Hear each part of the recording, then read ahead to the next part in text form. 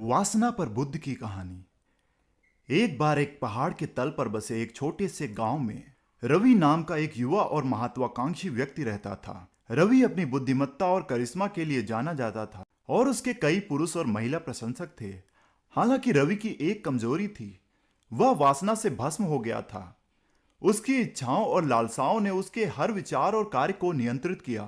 एक दिन रवि ने भगवान बुद्ध की शरण में जाने का फैसला किया और अपनी इस समस्या के समाधान के लिए बुद्ध के मठ की ओर चल दिया। रवि ने अपनी प्रबल वासना पर काबू पाने का कोई रास्ता खोजने की उम्मीद में बुद्ध जी से मार्गदर्शन मांगने के बारे में सोचा। एक लंबी और कठिन यात्रा के बाद रवि आखिरकार उस मठ में पहुंचा जहां बुद्ध रहते थे। उसने भगवान बुद्ध से संपर्क किया और अपनी इच्छाओं को नियंत्रित करने में असमर्थता को स्वीकार करते हुए अपने संघर्षों को साझा किया।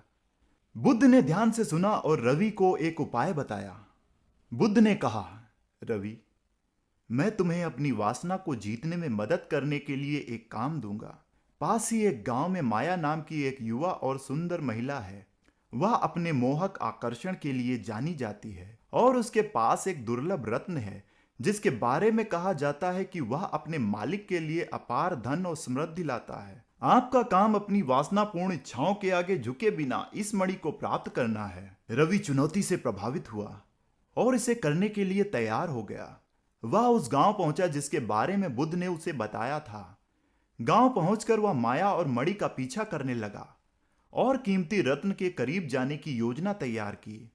रवि ने कई बार माया के करीब जाकर रत्न को ढूंढकर उसे हासिल करने का प्रयास किया, परंतु वह असफल रहा। माया एक सुंदर युवा और चालाक महिला थी। उसने भी रवि को अपनी बातों के मोह और वासना के जाल में फंसाने का पूरा प्रयास किया। हालांकि हर मोड़ पर रवि ने सांसारिक इच्छाओं में दिलचस्पी न लेते हुए उसकी बातों को ठुकरा दिया, परंतु कई प्रयास करने के बाद भी वह रत्न को पाने में असफल रहा। निराश और हताश होकर रवि मठ लौट आया और बुद्ध के सामने अपनी असफलता कबूल की। भगवान बुद्ध मुस्कुराए और बोले, रवि, तुम्हारी खोज मणि प्राप्त करने की नहीं बल्कि अपनी वासना पर विजय पाने की थी। मणि केवल एक भ्रम था, यह तुम्हारे चरित्र की परीक्षा थी। बुद्ध की बातों से रवि अवाक रह गया। उसने महसूस किया कि उसकी पूरी यात्रा आत्म संयम पाने और सांसारिक इच्छाओं का पीछा करने की व्यर्थता का एक सबक रही है। उसने उन कई गलतियों पर विचार किया जो उसने की थी। वासना में डूबे रहने के कारण दूसरों को चोट पहुंचाना और जीवन में अपने वास्तविक उद्देश्य को खो देना। उसी क्षण रवि ने अपने तरीके बदलने की कसम खाई। उसने खुद को आध्यात्मिक विकास और आत्म अनुशासन के जीवन के लिए समर्पित कर दिया। बुद्ध के मार्गदर्शन से रवि ने अपनी ऊर्जा को ध्यान, दयालुता के कार्यों और अधिक सार्थक गतिविधियों में लगाना सीखा। समय के साथ साथ रवि गांव में रोशनी की किरण बन गया। उसने अपने नए ज्ञान को साझा किया और दूसरों को उनके संघर्षों से उबरने में मदद की। अपने उदाहरण के माध्यम से उसने उन्हें आत्म संयम के महत्व के बारे में बताया। साथ ही वासना और इच्छा को अपने जीवन को नियंत्रित करने की अनुमति देने के खतरों के बारे में भी सिखाया। यह हमें हमारे वास्तविक उद्देश्य से अंधा कर देती है।